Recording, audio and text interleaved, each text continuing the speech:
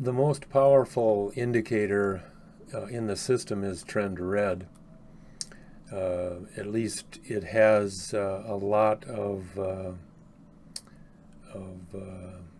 ability to give us information. I'm going to show you some low angle downs or low angle ups in trend red. It's basically the bottom of cycles. And in this example I've got here, trend red right now is at minus 67. And it's a next day really nice green candle that you can capture. One of the key things when you're dealing with low angle down and low angle ups are to watch where your power pink line is. In this case, it's nice and low, and it shows us that it's got room to go up. We like to see it when the power lines, the power four, pink, blue, white, and yellow, will cross over the green and orange and zero line. And it's great when it does it together, not one at a time. Then you really get some nice movements. Same is true over here. This is a low angle down. We get a 1 day movement going up. On this one over here, we ran into the 100 moving average line, and I think that's what stopped us, because this one here looks like a nicer move than some, but with it hitting the 100 moving average, it just didn't work. The trend red over here is at minus 55, and again we have power pink nice and low.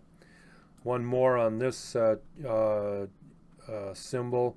This is a low angle up. Again, power pink is nice and low, and trend red is at minus 49. So you can just kind of see when these things, when you find a low angle down, and trend red works from I mean, it'll work in the 15 or 20 range. It'll go down really well up to about 180, and then after it gets really low, then and this is, excuse me, this is relative to the price of the value of the stock that you have as well.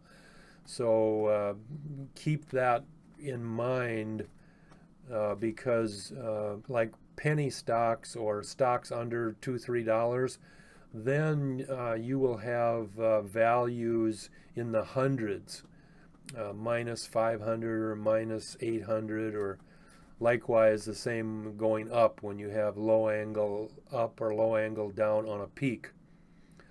But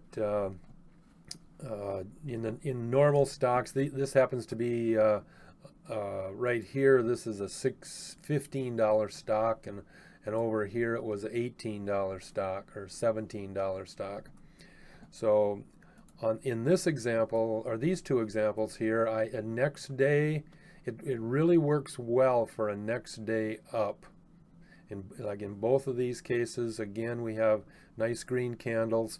However, if you'll notice, the pink lines in both of these cases are just right under the orange lines.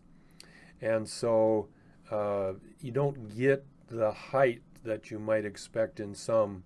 But over here, the trend red is at minus 22, and over here it's at minus 17.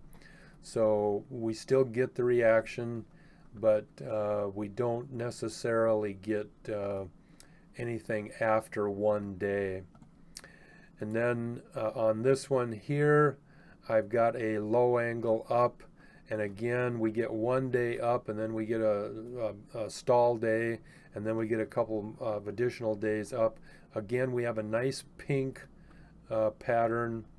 And you can pick these up after, this stall day isn't worth trading much, but you can probably, if you were watching it, you would see that it's a good indication that it's going to go up again after that, because of what pink flattens out, and the trend red flattens out also, right on the yellow line. Again, you may have heard me say when the fast indicators flatten out on the trio lines, that's a good sign. It usually means something significant is going to happen in the way of volatility. So those are examples of low angles down in the trend chart, in trend red specifically, and they're great one-day movements. They'll also work longer if the terms are right, but they're just fantastic for one-day movements.